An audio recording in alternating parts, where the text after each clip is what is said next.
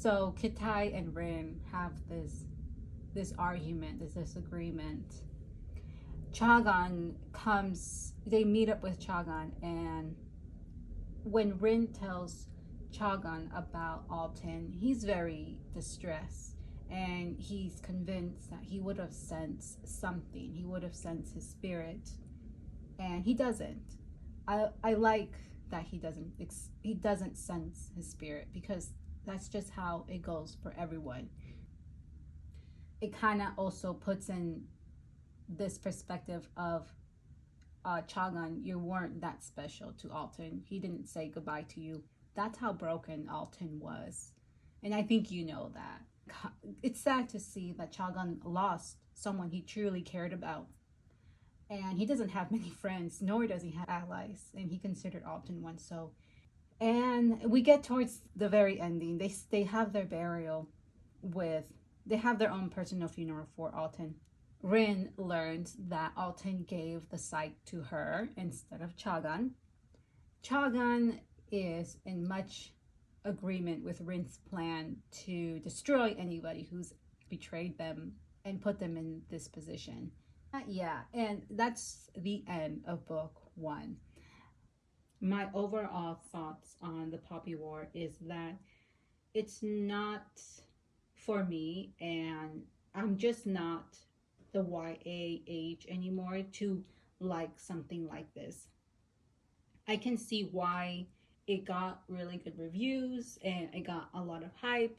I can understand the hype. It's a good story. I really like the side characters. It follows a simple storyline, but it has its unique traits to it. It is a special book, but I have read books that are so much better than this, and I've read YA books that are better than this. This is this is fine if you are YA age, and it's kind of hard to read a book that I know I've read better. I don't want my critique to feel like it's a bad one, or my dislike is a bad one, because R.F. Kuang is an amazing writer. I really liked the history that she put in this book. She didn't pull punches when she described war. I liked how realistic Rin felt when war was at their front steps, and how she is a unique character. Rin is a unique character. She, in this first book, she's allowed to be messy, but there's no excuse for book two and three. And I think that that's where it lies. My main problem is with the main character. If she was more likable, I would have liked this book a little bit more, maybe a lot more. I can handle cheesy tropes. I can handle that. I just can't handle the main character in this book. I've dropped other books that I didn't like the main character, and it sucks because this is a really good story, and I couldn't get over the hump of our main character. The thing about this book is that even though I have my problems with the first book, I like to give books a second chance. The second book always tends to be much better than the first book, and that never really steered me wrong in the past. For this book, I decided to give it another chance, and I continue listening to the second book. I was excited for the second book because I wanted to see where this went. A lot of people like this book.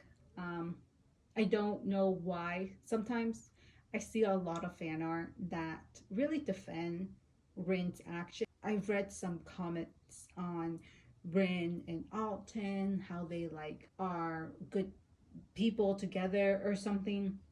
I don't understand the relationship between Alton and Rin, why people ship them or why people defend Rin's actions. I don't understand that at all. And I just don't understand why people kind of defend some of the actions in this book. It really puzzles me. But it's you, if you like it, you like this book. I think R.F. Kuang is a very good writer. If I had to give this book a rating of 1 to 5, it would be like a 2.5. And it just sucks that it has to be a 2.5 because it could have been an easy 4 if Rin was a likable character, in my opinion.